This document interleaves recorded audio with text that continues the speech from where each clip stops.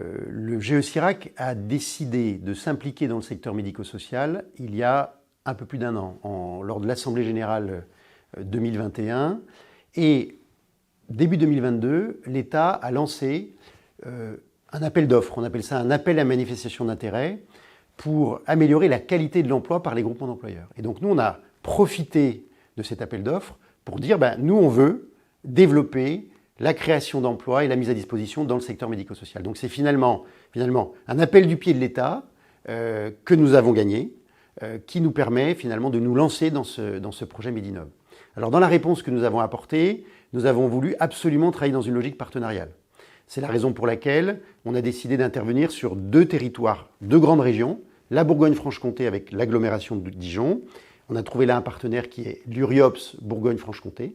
Et enfin, notre région d'origine, Auvergne-Rhône-Alpes, où là encore avec l'URIOPS Auvergne-Rhône-Alpes, nous avons décidé d'intervenir sur trois territoires, la Drôme, Savoie-Haute-Savoie, le Rhône et évidemment l'agglomération lyonnaise. Enfin, nous avons un autre territoire, mais sur lequel nous n'avons pas de partenariat avec l'URIOPS, qui est la région Île-de-France et en particulier les départements 75, 78 des Yvelines et les Hauts-de-Seine. Alors à qui on s'adresse ? On s'adresse en fait à tout type de structure médico-sociale.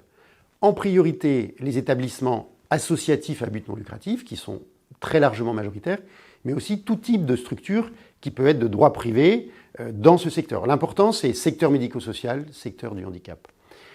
Nous avons dû être amenés aussi à réfléchir aux métiers sur lesquels nous interviendrons. Alors, bien évidemment, nous continuons à travers ce projet à travailler sur les métiers que nous connaissons depuis 10 ans, toutes les fonctions support.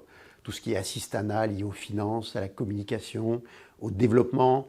Voilà, ça on le fait et on continuera à le faire. Par contre, on a décidé d'avoir une entrée sur 4 nouveaux métiers qui sont vraiment spécifiques au secteur. D'abord, éducateur spécialisé, moniteur éducateur, accompagnateur éducatif et social, ce que nous appelons les AES, et enfin le métier de psychologue. Ce seront nos 4 premiers métiers et en fonction de l'évolution dans les mois qui viennent, nous verrons si nous élargissons. Voilà un peu le cadre de notre intervention dans ce projet expérimental pour nous et pour le groupement d'employeurs.